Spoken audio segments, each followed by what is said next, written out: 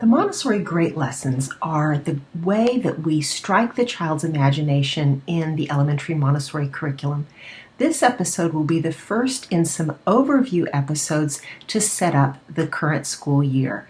This segment is from a voiceover narrated portion of a demonstration. The sound was so bad because the Great Lesson was done outside that it does have voiceover narration, but I think it will give you a flavor for the Great Lessons and help you understand how they can strike the imagination and help the children want to do their research.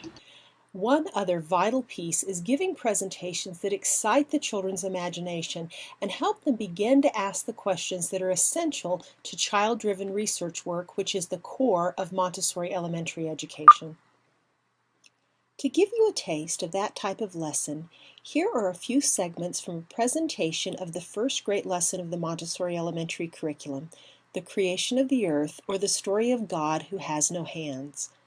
This presentation is given in the tradition of the great storytellers and is helped along with several brief scientific experiment demonstrations that illustrate key points about the physical creation of the earth and the universe, as well as the nature of matter and laws of nature. Besides giving the children a sense of the scope and scale of creation, this presentation can also include the role of God or a higher power in this process. If only one religion is represented in a classroom, the story may be told from that view.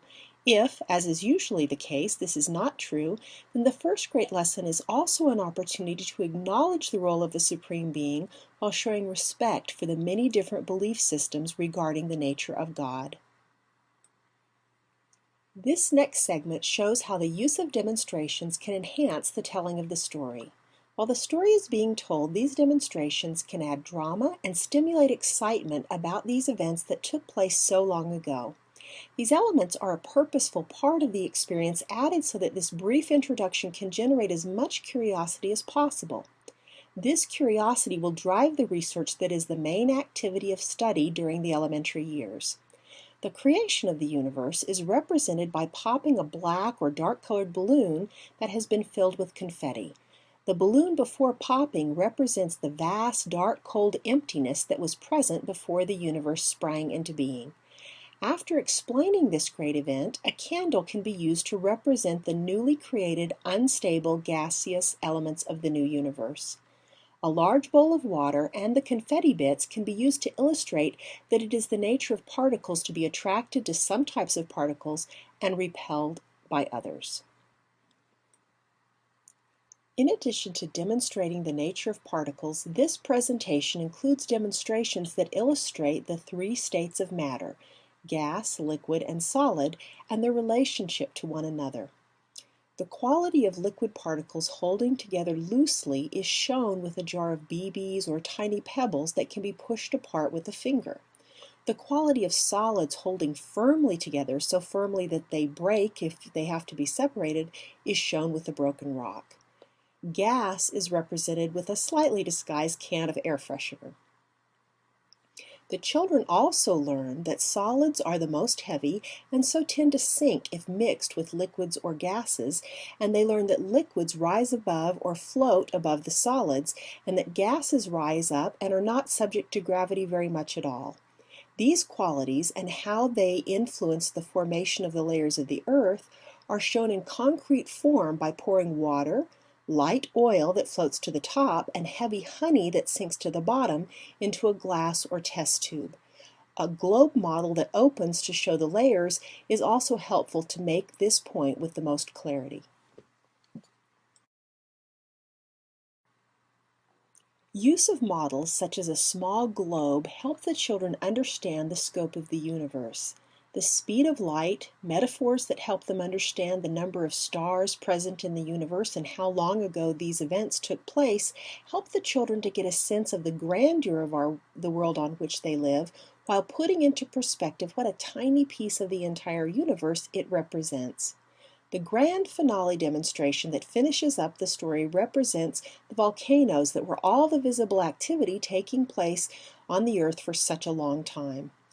Along with preparing the experiments we already discussed, the teacher sets up a model volcano that has its cone filled with baking soda.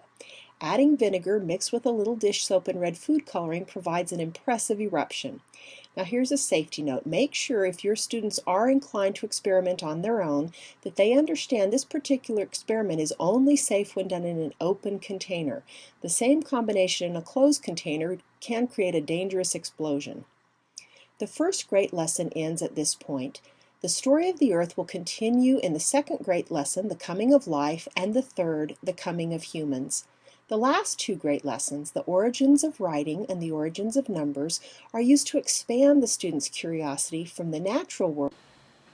The U.S. Common Core State Standards Language on One-Page chart will be the Friday freebie for our September 18th newsletter. Because we've had so much interest in our Montessori Great Lessons on One-Page freebie, it will be a bonus handout with that newsletter as well. In the Montessori classroom, we want the children to be attracted to the things on the shelves. We want them to be curious, we want them to be interested, and if it's possible, we even want them to be part of the curators, part of the people who put things on the shelves and make the classroom more interesting. One of the things that I did to do that is I took some little display boxes that I got from the craft store and just put a little piece of black paper in the bottom and finished them just with a clear finish. And these are the display boxes where students can put things out in the classroom. Sometimes they're things that we had in our own classroom. When we have butterflies that we do in the springtime, if we had one die, then we would save the exoskeleton to be able to look at either with the naked eye or with a jeweler's loupe, and sometimes even with things like the antennas under a microscope. We would save the little bits of the chrysalis that the butterfly formed within for the same purpose. Sometimes the children would bring moths or butterflies that they found. Sometimes they would bring easier to find things such as just feathers from birds. And this is one of the ways that they were encouraged to contribute to the environment. One of my favorite things that I was able to have in my classroom, courtesy of my husband's good observation skills, he noticed this huge, beautiful moth dying or dead on the parking lot where he worked, and he brought it for me. So we were able to observe up close the feathery little antennas that moths have. Now, this is the kind of thing that can be a starting off place, just like any kind of specimens that you have in the classroom, games that you have. We'll talk about those in a moment. If you're going to have a starting off point, you then need to have follow-up work. Now, if it is a classroom for 3 to 6 year olds, you may have just animal matching cards, or more likely animal 3-part cards, label cards, mute cards, control cards, so that the students can learn the names of the animals and maybe learn some basic facts about them. You would certainly want to have books that were at the children's reading level, if at all possible, as well as books above their reading level, but with illustrations that were very informative. But one of our goals, if we are working with the students in the classroom, is for them to want to seek out more knowledge on their own. Now, this is a set of cards that I am fortunate enough to have because I ordered them many, many years ago. They're called Safari cards. They are only available used at this point and not very easily then. But what they are cards for many, many species of animals. And you see the butterflies here, since that's kind of what we were talking about. And there is an illustration of the animal. There are codes to help you file the cards back where they belong, the places where the animal lives on the earth, and as well as the environment, the biome, or the types of environment where the animal can live. You can see for the blue morpho, there's just a little bit of South America that's covered. Then the back of the card is more information about the animal. Now, I'm showing you these because they are a wonderful resources if you can have them. They are also something that I believe the children could construct over time. Now, this is the kind of thing that if you have a school where children come for a year or two and they're gone, it's probably not a project I would suggest you undertake. But if you have a strong community where students come in as 2 or 3-year-olds and they stay until they're 11 or 12, and they get to come to events that their older siblings do at the school, so they look forward to being in the class where they might be able to add work to the shelves, you might consider having the children help put together some kind of a work like this. Now, assuming that you don't have something like that prepared, I'm going to give some suggestions for ways to make that animal research a little bit easier for the students and for you, depending on what resources that you have available.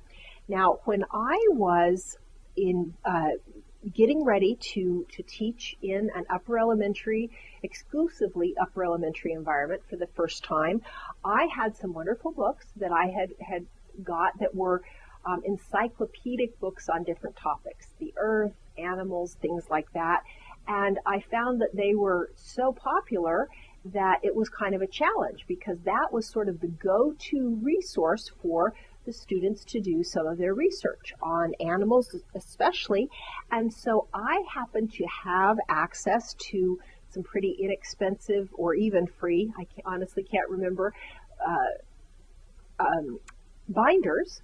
And I also had some page protectors that I had available to me. And so what I did is I broke the book apart. I cut off the spine and I broke the book into different sections. These are the reptiles. You can see this is kind of one of the front pages of the book.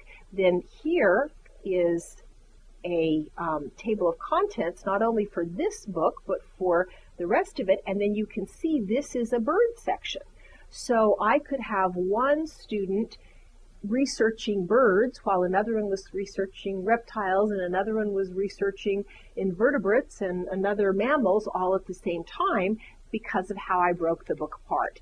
Now, I did not put the pages in the page protectors. That is something that I had the students do, and they then reassembled the books so they can be used this way. This also had the advantage, because this was such a strongly used resource and used by a lot of students who were not used to caring for books carefully and hadn't been in the Montessori environment. This was a way to protect this resource. I also encourage you to ask for donations from your parents of books on the topics that you want the students to be able to research. Well-written, interesting nonfiction books for children are becoming more and more common. They're becoming something that's much more widely available. So if you ask for parents to donate books to the classroom that they don't need anymore, the likelihood that you will get some good books, even ones at the reading level of at least some of your students, is very high. Now, I'm going to digress just a little bit because as you're thinking through how to get your students more involved with the work in the classroom, it's going to be really important that you not have things that are either useless or too easy for them. And a lot of what I've been talking about in this segment and some related ones is more about elementary children, even though I have given some ideas of how to apply it to younger children as well. I'm going to give an example in the zoology area of a work. This is not a Montessori didactic material. It is made by a company, was made by a company. I don't even know if it's still available or not. that makes a lot of Montessori materials. But what it is an animal sorting block set. And you can see that the students have the front and the back of the animal, and then they have to match them up. Now, this is a work that belongs out at the classroom at the very beginning of the year, unless it were for a toddler classroom, because it's so easy to do. Now, some of the animals are a little bit more challenging. You do have some different animals that are the same brown color, but whose physiology is a little bit different, but it's a pretty easy work. So one of the things with any easy work that you want to do is make sure that it's out only as long as it is still challenging for at least some students in the classroom, and that then maybe you have somewhere else for them to go.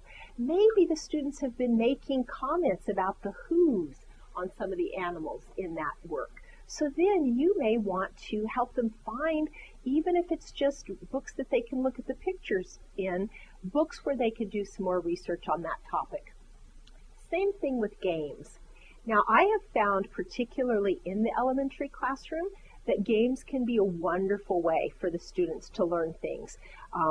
There's a game that I bought in the 1980s that was called Predator at that time, that has been reworked as Into the Forest. So I'm going to show you the Into the Forest cards. This is a game for the students to learn the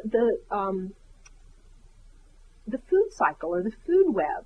So you have, your card has a creature on it, and then the card shows what things that creature eats and what creatures are eaten by and what creatures eat the animal on the card. So for the hawk that I have here, it eats birds on the ground, birds on the leaf, birds on the tree, birds on the twig, frogs, toads, and a whole lot of other things as well. All creatures. It is a carnivore. And hawks are eaten by bobcats and owls. So you can play all sorts of different games with this. It can be something as simple as, flipping up the card, and if the one you have in your hand eats the creature, then you win the card, to games like rummy and things like that. But what the point is that it is a fun way for students to both learn about an actual useful topic and to support one another. Because even if you have someone with a higher reading level than another student, they're going to be able to help someone to play this game. Then you'll have other students who maybe can't read anything on the card, but they've been going camping with their family for years and years, and they know a lot of the information on there. So I would encourage you to look for ways such as games, real specimens, flip books, cards, anything, models, anything that's going to attract a child to the work, and then have ways for them to follow up, have ways for them to go in depth. If they're beginning researchers, have forms so that they can fill in just a few words that will record the research that they've done. If they are better readers and writers, have them start to create well-formed pieces of writing around the research that they're doing. It's not easy to do Montessori education, but it's exciting and it's rewarding. And I think that you'll find that if you put your creative abilities to work in this way, that you'll help your students to enjoy their studies and to gain a lot from their time with you in the classroom.